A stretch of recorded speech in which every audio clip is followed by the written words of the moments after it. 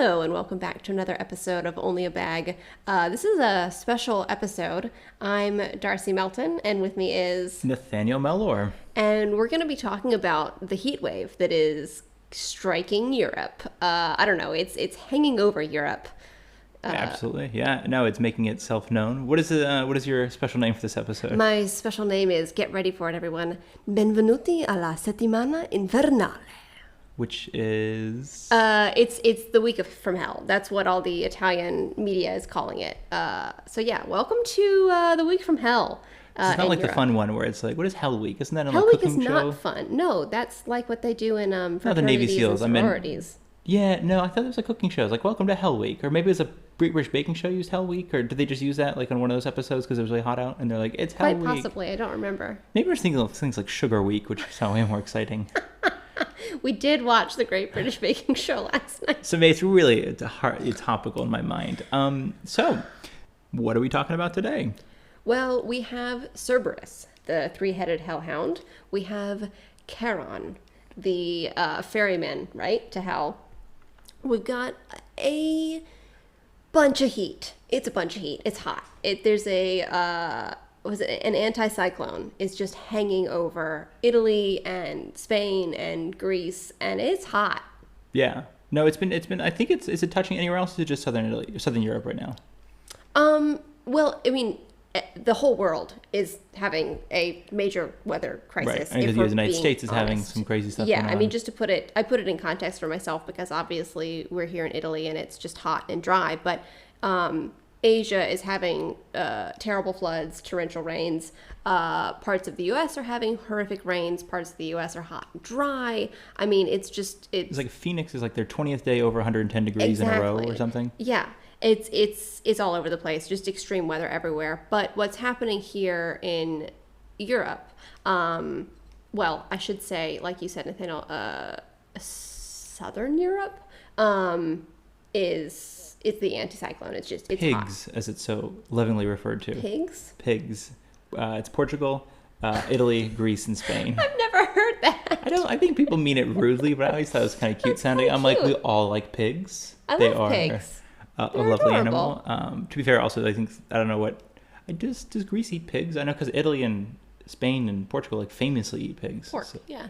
Yeah, but I'm just like, I'm totally spacing on like Greek food outside of like... I mean, I would guess right they now.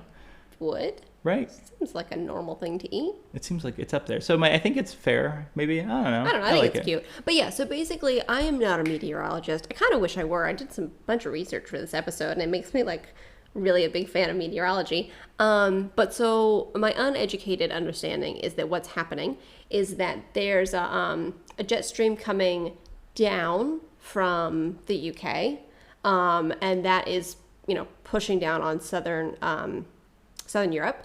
And then there's a jet stream coming up from Africa. So the heat's coming up from Africa.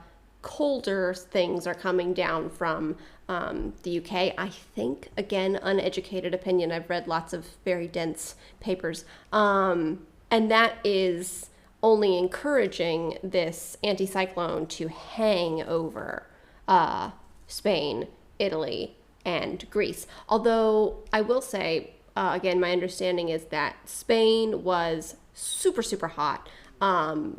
Above 40 degrees. They got... Celsius, to be clear. Yes, above 40 degrees Celsius. I mean, I think it was in the 110s, maybe even 120 in Spain. And then a little bit cooler in Italy, a little bit cooler in Greece. And I believe now it's kind of swapped where it's hottest in Greece, middle in Italy, it's getting warmer. And then a slightly lower temperatures in Spain. Yeah. So it's moving. It's just anticyclones they just by their nature they're very slow and they hang over a place for a long time. And the double jet stream that's happening is making it even slower. Well, I'm learning things already. I know, right. Isn't meteorology really cool? It is. So what is the difference though between a anticyclone and a cyclone? Oh gosh, this is like a pop quiz. Okay. So a cyclone is air that moves around a what's it called? A single point in a low pressure system? A low pressure center. And then an anticyclone is air that moves around a high pressured center. It's Sounds about right neither to here me. nor there, but obviously in the northern hemisphere, the air moves clockwise, and the southern hemisphere it moves counterclockwise. Very cool. Yeah, just exciting stuff. So I hope you guys are learning something. This is like 5 minutes in, and I'm already like hoping some of this is accurate because I'm definitely gonna repeat this to people that I know. It is. It's accurate. I did a lot of research. I know you did. I'm just like, wow, this is gonna be great. So we really wanted to talk about this, I think, too, because we've mentioned this 1,000 times already, but we're in Rome. Mm-hmm. We are living this lovely infernal days. We had, I think, the temperature spiked on Tuesday. Today's Thursday. Mm-hmm. It spiked on Tuesday it was supposed to be 110, and it only ended up spiking to 105. Mm-hmm. Which I will say for Rome is quite rare. Like, and we've been here. What is it? 2020 to 2023. We've been here every summer for the last 4 summers. Yes. Sorry, I do just want to say quickly that my information said that it spiked to 107 degrees Fahrenheit, so 41.8 degrees Fahrenheit here in Rome on Tuesday. Interesting. Okay. Yeah. I know you and I were both looking at weather apps, and we've looked at a bunch of things. Well, because the weather app, my little iPhone weather app told me it was 106. There's like a Guardian article, I think, about like cooling off in Rome that said it only ever got to 105, according to the Italian National Meteorological Institute. But I'm also kind of curious because they were kind of clear with the fact that like obviously Rome is going to be hotter than around Rome just simply because it's a city and it's got exhaust. It just traps heat. Yeah. Any city, I guess, traps heat. So you're going to have that problem like right outside the city. It might be a little cooler. And that's, I mean, in fact, was right. If you looked at the weather like anywhere outside of Rome, it was like, oh, it's a little bit cooler. Even if we live in this, where we live in the south, which to be fair is like kind of up higher in the elevation and it's in the mountains, but it's only like that's like 94 or something ridiculous, and I was like, wow. We were quite envious. I'm very happy to be in Rome, but quite envious of the weather that day. Yeah, no, because we didn't leave Tuesday to give like an We idea. did not leave the house, is what you mean? Yes, yeah. we did not leave the house Tuesday. Yeah. We kind of just shuttered all the shutters and called it a day. Mm-hmm. We were like, well, this is, and part of it, I think, like there were definitely some photos of people out and about, but even we went Wednesday, we had a lot of errands to run, and I think it spiked like 101 or 102 on Wednesday. Yeah. It was really like there was like no one around, like even Piazza del Popolo and things like that are usually just slammed with people. It was really quite empty. And it's hard. Do you think on Wednesday? Yeah, because I think when we were taking the bus, it was like there was nobody waiting for the buses. There's nobody. That's true. Crossing the road. Did feel like in like when we walked by Piazza Navona and some of those places, like it was. I guess I was expecting nobody to be out. I was expecting a lot of tourists to just be in their hotel rooms, you know. Yeah. And people to kind of not be working, I guess, and taking like a longer lunch hour. But I felt like there were not as many, for sure. Not as many people out, but more than I thought there would be. Okay. That's good, though, because that's something that, no, it's interesting. I mean, it's hard because I'm comparing it to like 2 weeks ago, I think, when we got here, when it felt like, wow, it's slammed. But also I could have gotten used to how slammed it is. It's been super slammed, is the thing. And I think you and I are used to, apparently, being here during like COVID times, where there are... I thought there were a decent amount of people out, like a lot of people. To me, it seemed like a lot. But compared to this year, when obviously COVID isn't really happening, meaning that there aren't restrictions. Yeah, there's a lot more people here now. No, it's kind of wild. So it is. There was definitely a decrease. There were not as many people. And I know that some tourists have, left, essentially. Like they've cut their vacations short. According to news articles that I've been reading, because it's just too hot. I'm also curious how, like, I mean, if there's like flight cancellations and flight changes because of like, I know that, well, I don't know what it can affect here because I know like sometimes with Phoenix, if it's too hot, like certain planes can't take off of certain sizes. Oh, for sure. Actually, that's a really good point. So when we're thinking about like a heat wave and that's like, I think we said earlier, like obviously it's hard for humans to exist in extreme heat. You know, we've all been outside probably when it's really hot. It's not the most fun time. But also it affects the electricity grid because there's a bigger strain specifically on air conditioners and cooling. Their roads can melt sometimes. I mean, and I think if I may, 2 examples, like Tuesday, we did not get a blackout, at least not that we noticed. But Rome had rolling blackouts, or like kind of basically all day because of the taxing effect of air conditioners. Yeah. And a lot of like, I guess I don't know why, but we've never really noticed this in like America. But like they do the tar here on some places, like whether it's the sidewalks or whether it's like part of the road. It's like they pour tar and then leave it. And that starts to melt. Yeah. And then absolutely. I mean we have like pictures from last summer and the summer before of you like can just like stick your shoe in it, and it makes a footprint. Well, that and you have a picture, I think, of somebody's heel came off in the tar. Yes, it got stuck in it. Yeah, and it's like parts of their shoe. It's just like if it's weaker than the tar is, then you're just gonna lose that part of your shoe. Yeah. Flip flops obviously can kind of get like torn up there as well. So it's something to keep in mind. Like it's be careful walking. And I know that so this is unrelated, but there was a transportation strike. That's right. The train workers, I guess, is who was striking one day during this extreme heat event, and so a lot of people were kind of unprepared for that and got stuck in the heat. But in addition to that, specifically related to the heat, is that again, I'm not a meteorologist or like a transportation expert, but my understanding is that because the tracks themselves are victims to the heat, trains have to go more slowly, so it slows down international travel. That makes sense, because I think that like every summer there's always some sort of, especially in the South, and I don't know if that's just because it's the South or it's actually that much warmer, but it always seems like there's a lot more delays and there's a lot more like computer grids are failing. Like even like, I mean, it was last year in Salerno, it was just sort of like we couldn't leave for like an hour and a half, and it was like the things that displayed your information and this and that, and everyone's sweating, and it's just like everything was down. Yeah. Everybody was hot. Yeah. And I think that's, but plus though on the 16th, I think, so that was the 14th was the train strike. I think the 16th of this month.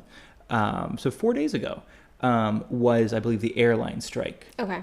I think it was the 14th and the 16th. And then they basically shut down baggage handlers. I think it was like all ground crew were striking, as well as some pilots and cabin crew of like budget carrier airlines. Okay. Like I think it was like Ryanair, Vueling, a few other like sort of like budget carriers.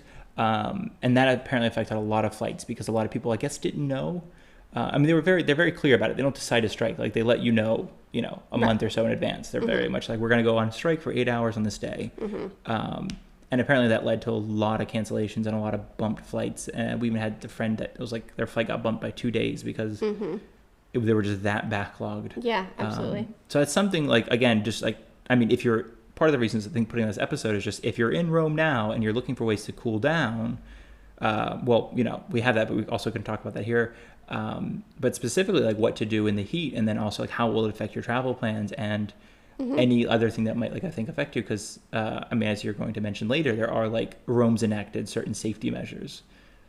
Yeah, they have. I mean, I can talk about that now. We actually were out today, and I went on a very small hunt looking for what are they calling them? Like heat points. I think. Heat points, yeah. To relieve yourself from the heat. My understanding is that there should be shade, like small tented areas, and they're handing out water bottles to be filled at all of the public water fountains in Rome. And which is weird. It's like, are they filled water bottles and they're encouraging to keep empty? My understanding, I read an article today that clarified that for me because I was confused. Again, this could be incorrect, but they are empty water bottles for you to fill. Okay. So I guess the point is that you do not have to purchase your own water bottle or plastic bottle of water at the grocery store. Like water should be free. I mean, it very much is throughout Rome, heat. But like I guess not the bottle. But I mean, it should be like free for you to continue walking around. We couldn't find the heat point today that I was looking for. But the idea is that there are various points. Again, I really wish I could have found more information on this, but I could not. But there should be various points around Rome, around the Colosseum, the Ottaviano metro stop, which is near like the Vatican, basically. To relieve you from the heat. A lot of them are really... Pantheon or no?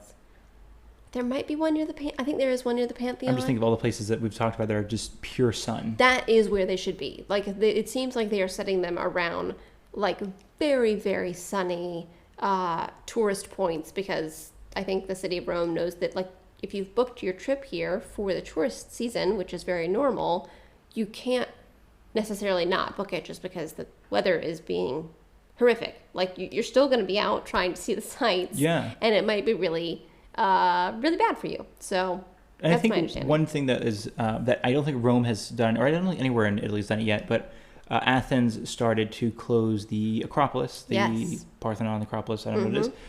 Basically, it's like between like 11 and 4 or something like that, or 12 and 5. It's like right in the middle of the day, they've closed it off. And then they like, so nobody goes in and passes out essentially. Yeah, they've also increased, they've stopped the horse carriages Okay. until later in the evening when it's below a certain temperature. I'm not sure what the temperature is, but, not horse fainting temperature. Yeah, I was going to say, not scaldingly hot. Yeah, I couldn't find any information on that for Rome. I really hope that the horses here are not. Because it's even out. best of times, though. It's like hot, really hot, not to mention the stone. And I think there's a whole thing, too, with like the ground surface temperature versus the air temperature, because obviously the ground temperature is going to be about 20 to 30 degrees hotter, typically.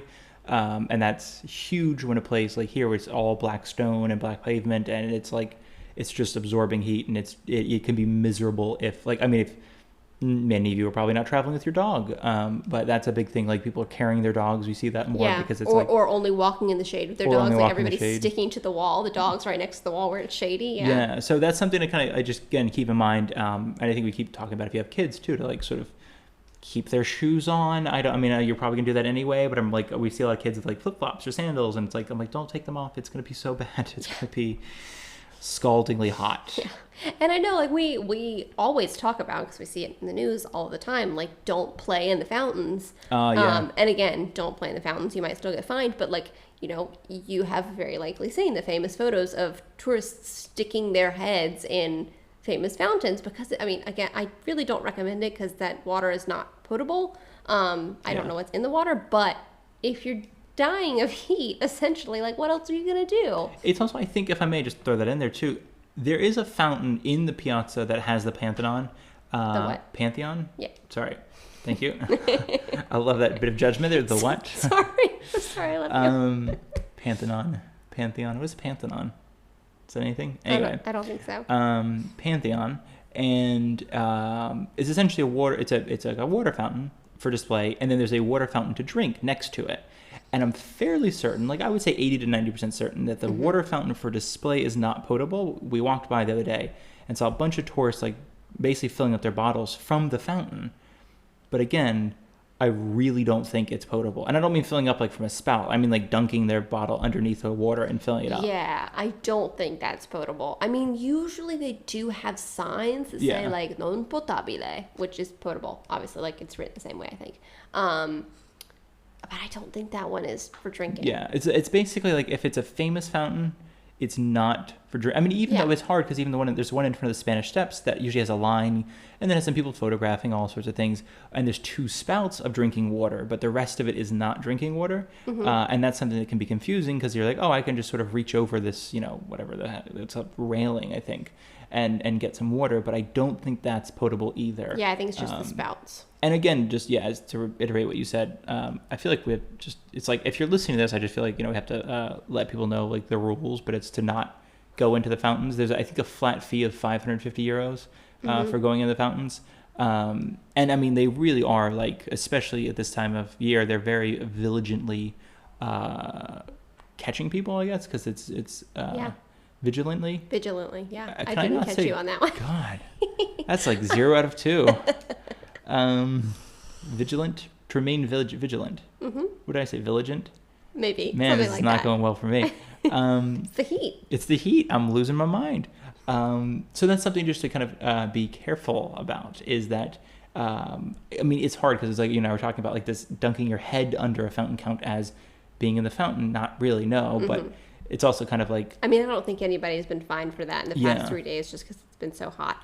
I wouldn't do it under normal circumstances just because I don't think it's very safe. I don't know what's in the water. But again, if you're just hot and you just can't not, I don't think you're necessarily going to be fined for that, but don't take my word for it. But anyways, it's hot here. That's the point. It's hot. That's the takeaway. So what's next? Well, let's talk about what you should do if you're feeling hot. I mean, if you feel like you're at risk of in a heat-related emergency, you can call, what is it, 11? Well, 112 is the emergency number normally, which basically connects you to police and things like that. And there's also a health-related one, which is 118. So if you're having a health emergency, call 118. And there might be, like, they say they sometimes set up these like heat-related hotlines. But it's not like super public. We can't seem to find anything on it. Even when they announce it, we can't seem to find anything on it. So your best bet would be called 118. And you know, I think we talked about this in our what to do, our last one of the last episodes. You know, what to do to get out of the heat in Rome. And I really encourage you to ask your Airbnb provider or your B&B provider or your hotel. They might have an up-to-date hotline number for what to do in a heat-related emergency, but 118. Right, exactly. And plus, I was going to say there is, there are emergency rooms around Rome, around Italy, obviously, that you can go. I think it was Tuesday or Monday, one of those days, that Naples Tuesday. Emergency room had it was essentially a couple hundred people, and it was ended up being one person every 6 minutes. Yeah, it was the most they've had since COVID. Yeah, and it was all heat related. And they were even asking, they're like, please, have some water, cool down before coming here. Because it was something of the people who came, it was something like 60 to 70%. It was just minor dehydration. And they're and only 2% were super serious. So they're obviously they weren't saying don't come. They were just basically have some water, try to cool down. If you're still having symptoms, then definitely come. But don't be, if you're out and about walking around and you're I think I'm gonna pass out, don't rush to an emergency room, because they will obviously try to treat you as best as possible. But if that means treating you for what is just dehydration rather than somebody else who is actually passed out. Yeah, because that's not to put down your own feelings. No, but I meant there's a lot of it as older elderly people who have to be rushed from their homes or health care centers. What do we call them? Those retirement homes. So they also go to the emergency room.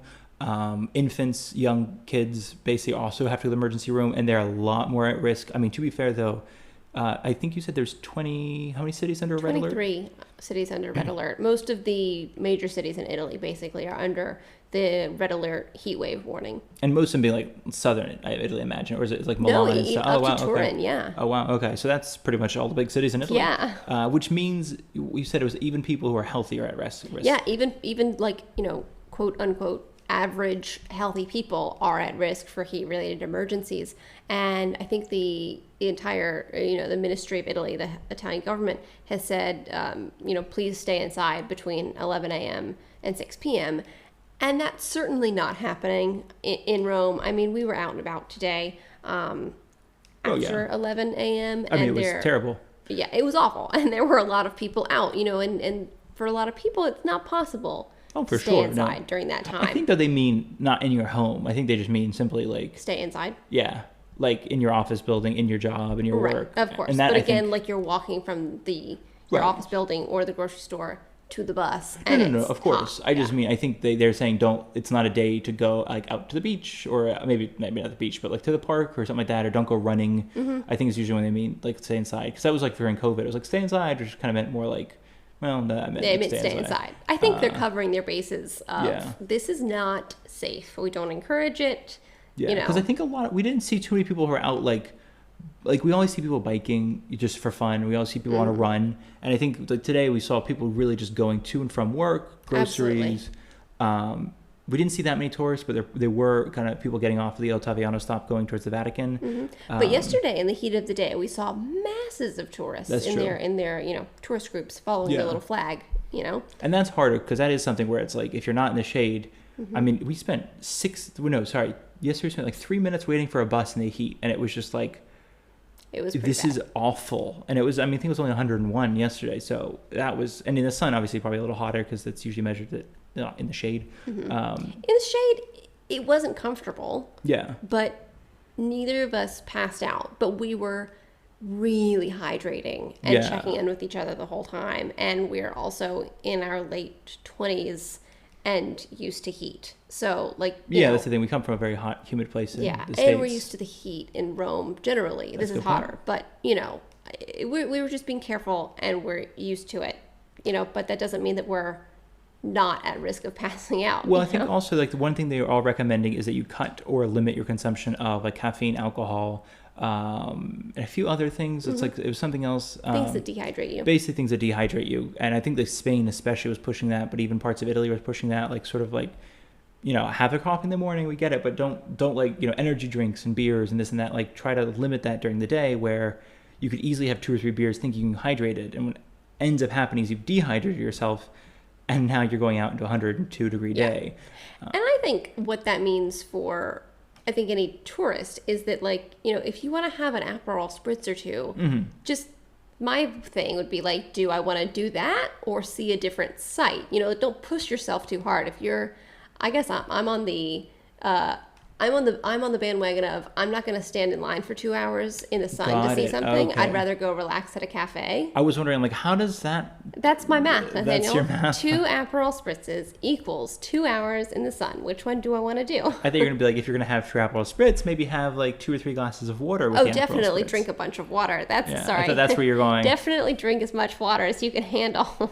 I was going for the health related one. But I guess but my point is that you and I travel in a really relaxed way. Yeah, sure. We don't try to see several sites in a day.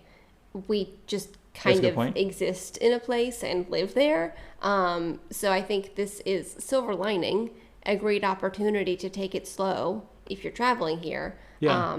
I mean, I say that knowing that a lot of people, this is your only time to travel to Italy. So you might want to see every possible thing you can. And I completely understand that. But I just really encourage you to take it slow and be in touch with your body, because it can happen quickly. Well, I think it's also like, if I may, like even your mom, when she came, that was potentially her one trip to Italy kind of thing. Maybe she'll come back again, but that was like... Come back, Mom, if you're listening to this.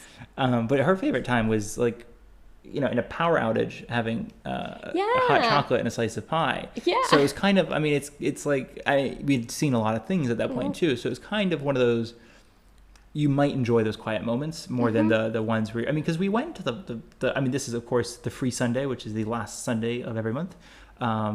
For Rome, free Sunday for the Vatican is obviously the first Sunday of every month. No. But we went to the Other way around. So other way around. Vatican, just be clear, Vatican free Sunday is the last Sunday of the month. Maybe this is why I've never gotten them. The like national museums in Rome, not the private museums, the National Museum free Sunday is the first Sunday in Rome. Well, there we go. Okay, so I've been corrected. And we went, I guess, July something, or early in July, for the free Sunday, thinking we can go to the Colosseum. And we were like, you know, we'll go a little later. We'll just like, you know, kind of try to get rid of the crowds. And I think it was like, what, doors closed at 6:30? Something like that. And then we got there like 6:15. We're like, you know, we'll be in the last group or whatever they let in. It was the longest line we've ever seen. Of course, it's free. At least 100 people, if not more. But it was, again... in the straight sun. Yeah, well, that was the thing. Even though it was about 6:15, it was still like 90-something degrees out.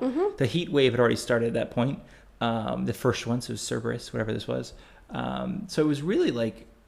I mean, that's just something to consider is... Even in that, they were definitely going to be turning people away because they were not going to let... Just because you're in line doesn't mean you get in.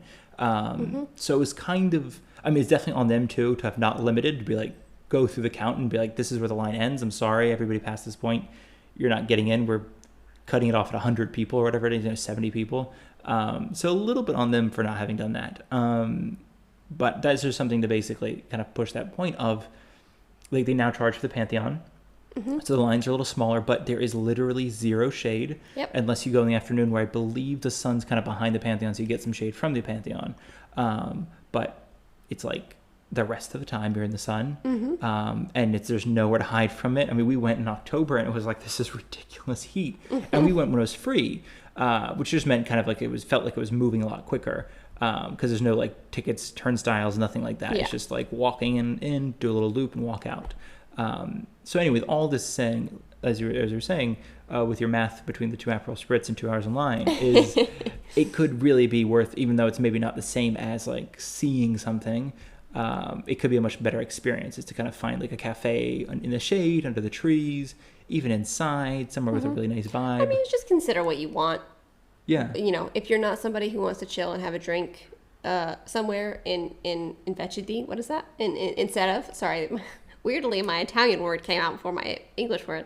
If you're not somebody who wants to have a drink instead of seeing some church or something, totally fair. Actually, that church is a good alternative to a drink because they're chilly. Yeah. But if you want to get in as many sites as possible, I just really encourage you to pace yourself. Drink as much water as you can. Stay in the shade. I know these are all very normal things, but I think in the tourism brain, it's easy to go much harder than you realize you're doing and come to a point where you've exhausted yourself, to a point where you can't easily come back. So just be careful. And I think actually on that, if we may segue, you brought up churches, because we kind of covered what like Rome and Italy wants you to do, which is stay inside, avoid alcohol and caffeine, don't pass out.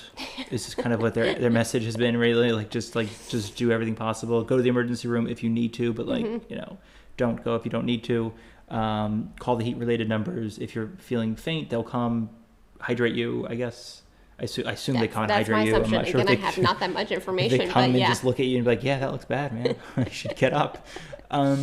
So all that being said, there are some things. We've talked about the whole, staying cool in Rome when we were just sort of like, it's been 95, 96 degrees. Now that it's like 105, 106, we thought maybe the more emergency things are simply like I think we want to talk about first like public transportation, because it isn't necessarily always cold on board. Yes, there's not always air conditioning. And I think we just want to bring that up. Like, it's a very quick thing. It sounds ridiculous, but it is very easy to feel like you're going to pass out because there's very little airflow, especially if the windows are closed, especially if the AC is not on, which sounds like it could be this really rare storm of events. And in fact, it's like very common that they have like one window open in the back and no AC's on. I mean, we switched buses today. We happened to be on a bus today, and the same number bus essentially arrived right behind it, and we decided that the one we were going to swap buses to the one behind it. It was going to leave later, but the air conditioning was on, and it was less crowded than the bus we were currently on, which had no air conditioning, and we were packed to gills.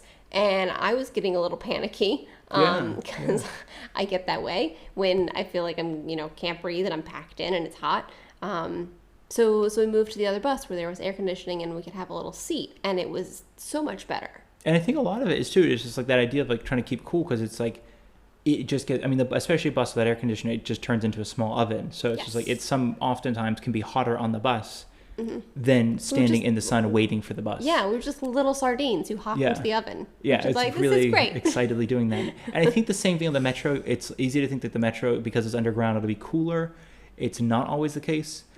Sometimes it is, and you get lucky. The metro station as well as the metro. Sometimes the stations are just quite warm, and then sometimes they aren't, depending where you are. But again, it's that thing of like, it's not a bad idea to go down into a metro station if you're feeling faint, because it's just shade, and there's a chance it's cooler down there, but it might not be as cool as you want. I would say if stairs are easy for you. Yes, that's if a good stairs are easy for you, because there is pretty much no other way of getting to a metro station. If stairs are not easy for you, I would find some ground level shade. Yeah, and the same thing with the metros. Like, a lot of them have AC, but then there's like these.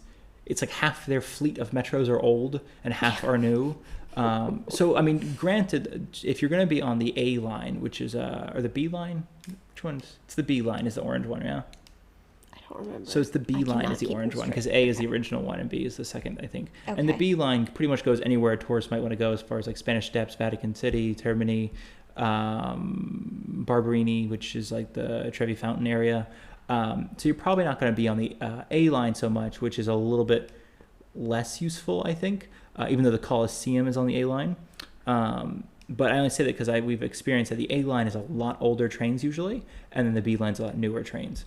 And I don't know why that is, but that's just something you'd be like, wow, it's really hot and toasty on this train, and it's making noise, and everybody's packed in here. I have not kept track of that at all. I feel like I'm always just anxious down there.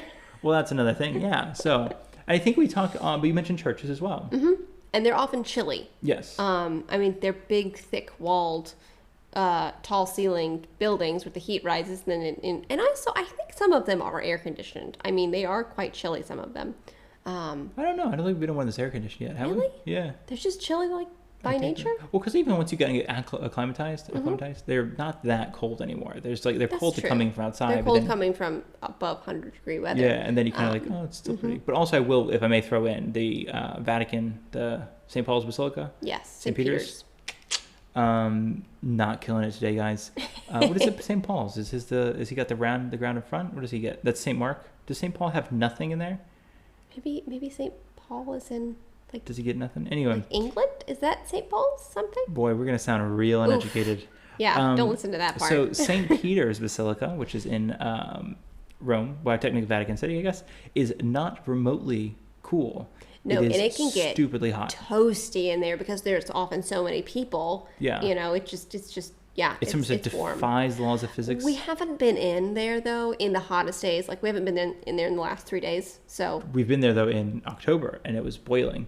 it was, but it was cooler outside. That's a good point. So Okay, so you're I don't thinking know if how it's it like feels in these days. the comparison between that. Comparatively, Okay. yeah. But it is warmer. But our point is that there are many churches around that are all free to enter, and you can wander around and quietly sit on a pew and literally chill out for as long as you need, as long as you're not being obnoxious. I mean, that's the thing. It's like we went in like 4 or 5 the other day just because it was like, oh, every 30 feet there's another church, and it was like, oh, that's might as well like, pop in and cool off a little bit. And I mean, it's a very hit and miss because I think there's one church you wanted to go see the Caravaggio in, and that was really fun. But then it's just like, I guess it is a really nice way to cool off, essentially, is what it comes down to.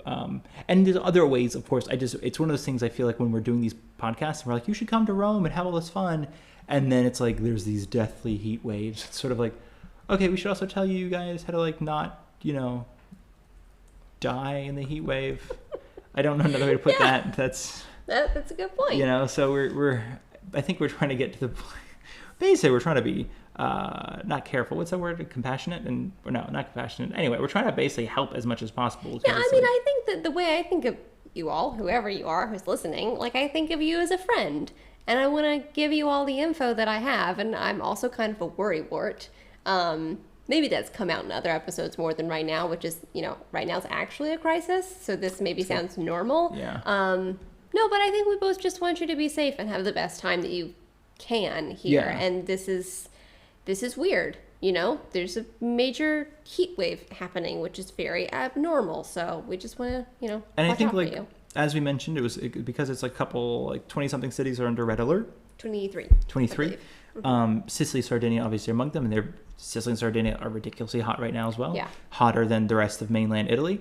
And that was basically just to say, like, even if you're not going to be in Rome, if you're just listening to this episode out of curiosity, or if you're going to be in Rome for a day, but then, you're actually going to be in Sicily first or something like that. And I think it was supposed to be more of like I think while all of our other episodes are supposed to be more like evergreen, so that you can listen to them whenever you want. Right. This is pretty specific to right now, or currently it's the July 20th of 2023. So it's like for the next 15 days, this will be a really solid episode, and then it'll be like... But it's important. I mean, it's really important next year when we get like whatever that's going to be called, anticyclone. Yeah. Ninth circle of Dante's hell or whatever names we've gone through at that point. Yeah. I do quickly want to talk about the names after this because I just find them interesting. But no, it's not necessarily an evergreen episode, but it's really important. And this is all like, our tourist information and visiting Rome information is obviously specific to Rome. But like we said, Spain is really hot right now. You have also probably seen in the news that there are wildfires in Greece. Every summer there are wildfires in Italy just because it gets really hot and dry here. And you got some arsonists as well, which doesn't help things. Yeah. I think Rome's usually, I think last year Rome was on fire 2 or 3 times. Mm-hmm. It was like a park a garbage disposal area was, and then... There was a tree in the river near us that was oh my god, that was burning. just on fire. Yeah, that's why I forgot about that. Yeah, it was just a dead sort of like driftwood in the river. Driftwood. I mean, it was the size of a full tree that had drifted down the river. Drift tree. And it was just on fire. Yeah.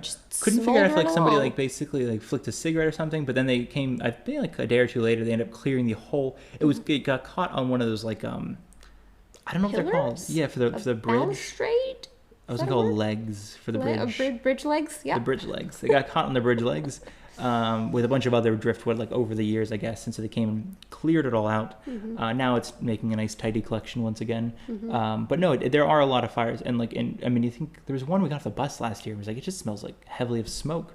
But it wasn't even like a newsworthy fire. It was just like, oh, there must be a fire near here. Wildfire near here, yeah.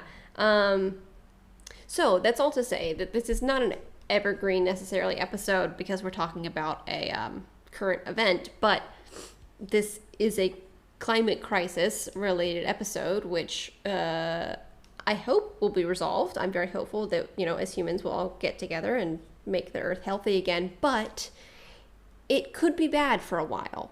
And right now there are wildfires and things are heating up. There's floods in certain places. Not in Italy, but I mean, there's you know, like crazy around the flood in world. Italy, like what, a month and a half ago, 2 months ago. So I mean, we're definitely getting the floods too. I mean, we're getting Yeah. the whole. We went from insane rains, like the rainiest spring we've had in a while, because we had 3 or 4 years of really dry springs.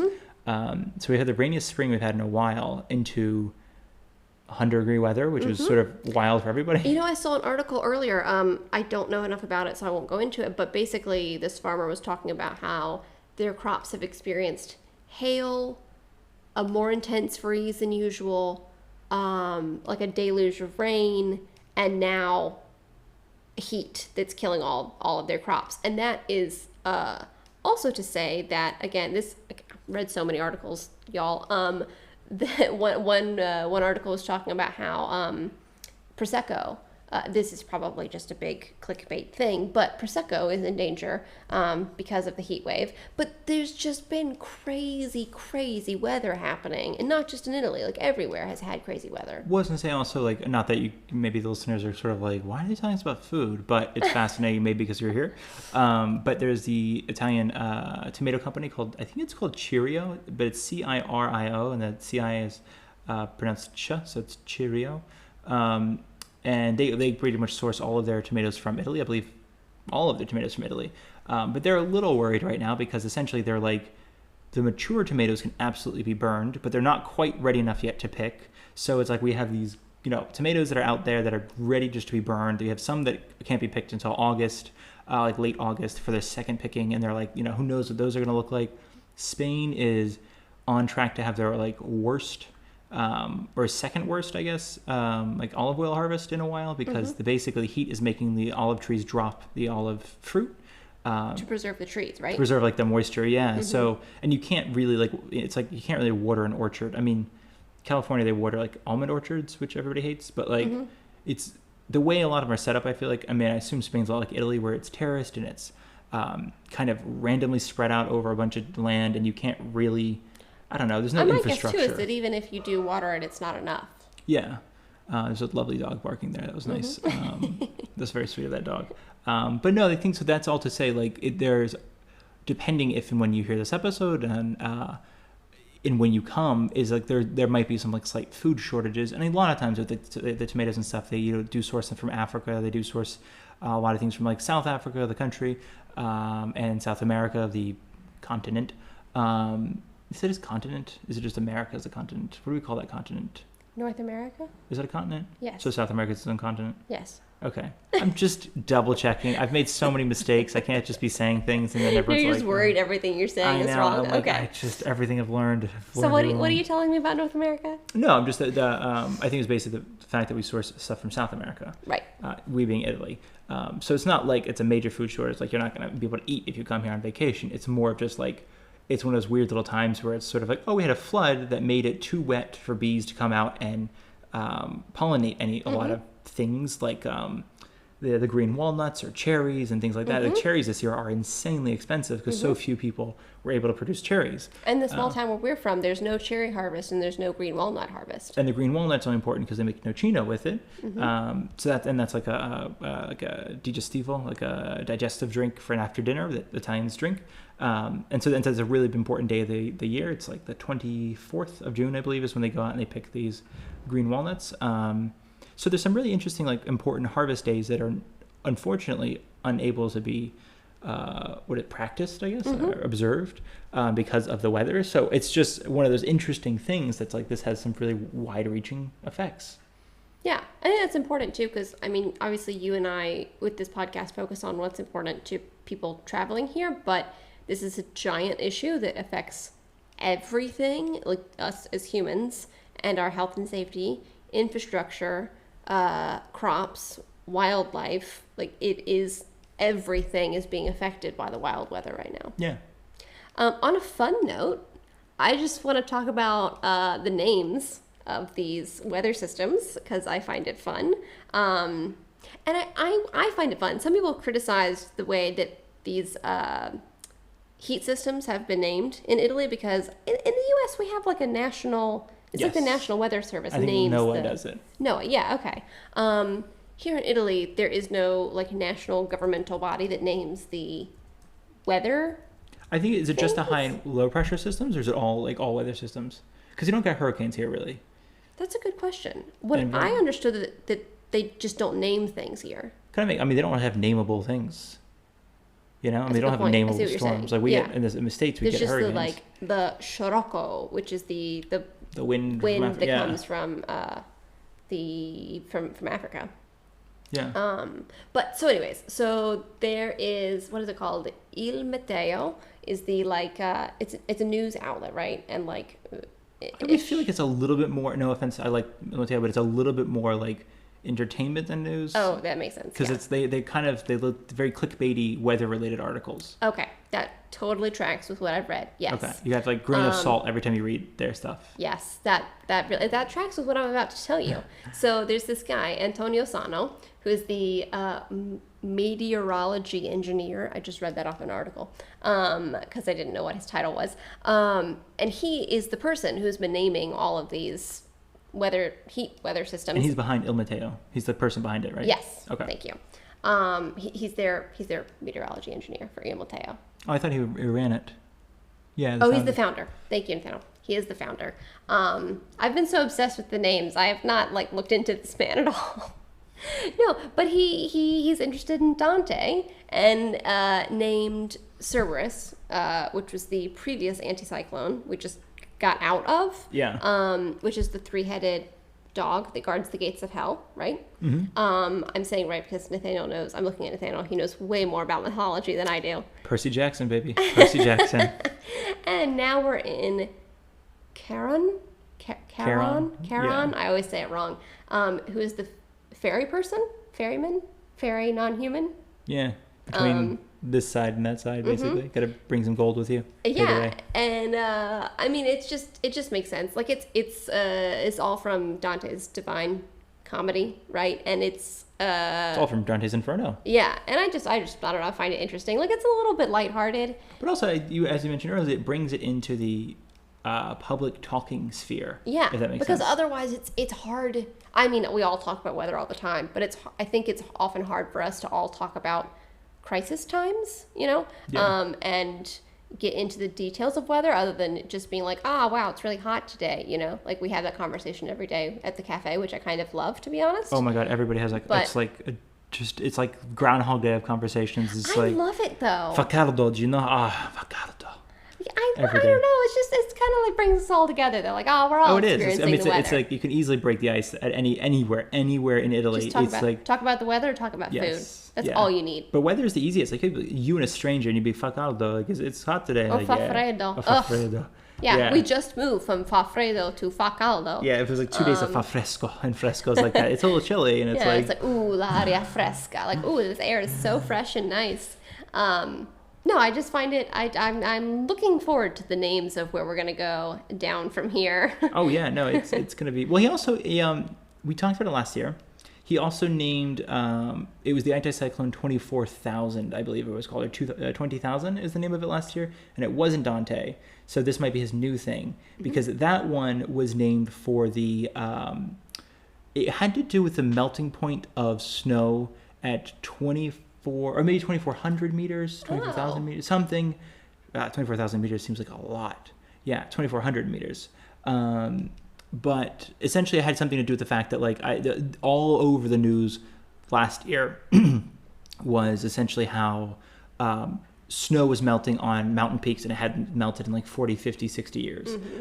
So one of those heat waves that we were like, oh, this might be really bad because it's like, I mean, there's always like summer skiing in like, I don't know, Switzerland, Austria, France. I think there's always some sort of booming business. And that was not booming, I believe, last year. But it even extended into, I mean, there's articles as like late as like November, December of like, it's, you know, people have booked, you know, years in advance. They're coming here. Right. We're doing like movie nights. We're doing walking trails. We're doing like everything else to keep these people entertained because we don't have skiing and they booked at a ski lodge. So it's interesting. I mean, it's just kind of interesting how it impacts like even those parts of life.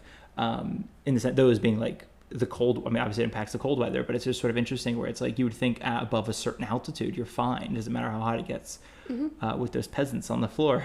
But it's hot. And so he named that one. And so this year, I think he's clearly gotten into I don't know, Dante mood. Is that what it is? Yeah, seems like it. I mean, but also we talked about it again before because it's like the hurricanes in the States are not like scary sounding. You know, we had Sandy, we had Michael, we had Douglas. I have no idea. Matthew, I think, was in there. So, I mean, but here it's like hell. Hell is coming. What's coming behind hell? That's Cerberus. That's death on a white horse. It's like... Here are the 9 levels. Yeah, it's like they're really quite... I don't know. I think people talk about it, and I think you mentioned to a lot of people, a lot of the professional meteorologists are like, that's... basically, it's giving us a bad name. But a lot of people argue like, no, but like who else would be talking about Cerberus or Charon if it weren't for... these outlandish names, basically. Yeah. I mean, I don't want to give this guy too much credit or like put him on a pedestal or anything, but I do think it brings it, like you said, into a place where we can all talk about it. Because as much as, like regular people and, anybody around the world and Italians talk about the weather, it's hard for all of us to talk about really like critical things that we should be talking about and trying to stop or do our best to change, like the climate crisis. And I don't want to, this is super generic. I don't want to, put in broad terms, but Nathaniel and I have talked about how Italians don't always address problems and fix them, especially when it comes to the climate. I don't think they address problems and fix them when it comes to anything. I mean, it's kind of there. We love them. I love you, Italians. I am Italian, if I may. When this comes You're Italian now, yeah. I was born as an American. So you got that snark. Yeah.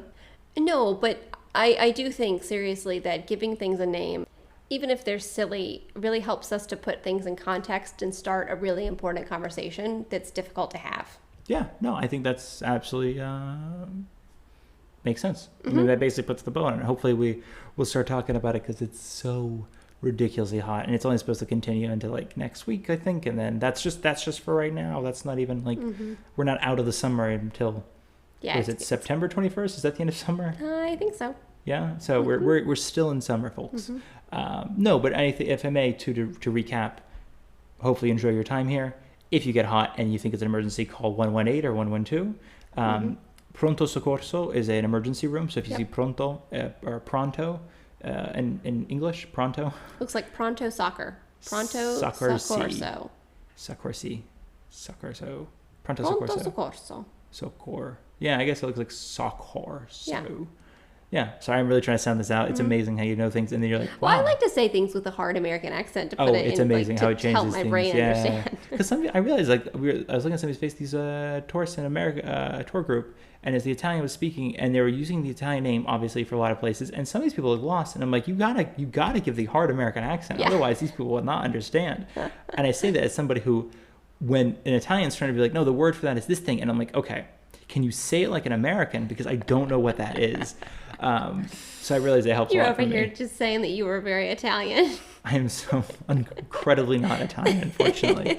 I still have to learn everything by the American, and then I put the Italian accent on it after I hear it. Like, so what is it? Soccorso? Okay, soccorso, va bene. So pronto soccorso, which is the emergency room. There are, I think, like 3 or 4 major hospitals in Rome. So plus a bunch of like clinics, but maybe those are more expensive. In theory, if I may, I'm not 100% certain about this, but I will go ahead and throw it out anyway. You should not have to pay for the emergency room. Anyone, tourist, American, doesn't matter where you're from. The emergency room is, my understanding, free for everybody. So if you are, I mean, like, I know I said earlier, like, have some water and cool down. So definitely do that first. But if after having water and cooling down, you're still feeling lightheaded or shaky, or, if there's just like, I think something's really wrong, it's a bad time to find out you have an undiagnosed heart problem is kind of what we're learning, because that's a lot of this. Wow, that's scary. Well, that's a lot of heat things. It's like these people are dying from undiagnosed heart-related issues. So it's sort of like, it's not a bad idea to go to emergency room and they basically hook you up to an IV and make sure that nothing else is wrong with you. Yeah, absolutely. And it should be free. So again, I don't want to I say that because as an American, I have a fear of going to health-related things because I don't have the money for them.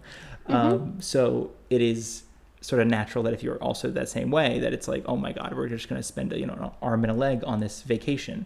But there's also, again, just we talked about it before, but churches, parks, shady parks ideally. Public fountains. Public fountains for water. I mean, it's not a bad idea to, museums and galleries, especially ones that are air conditioned.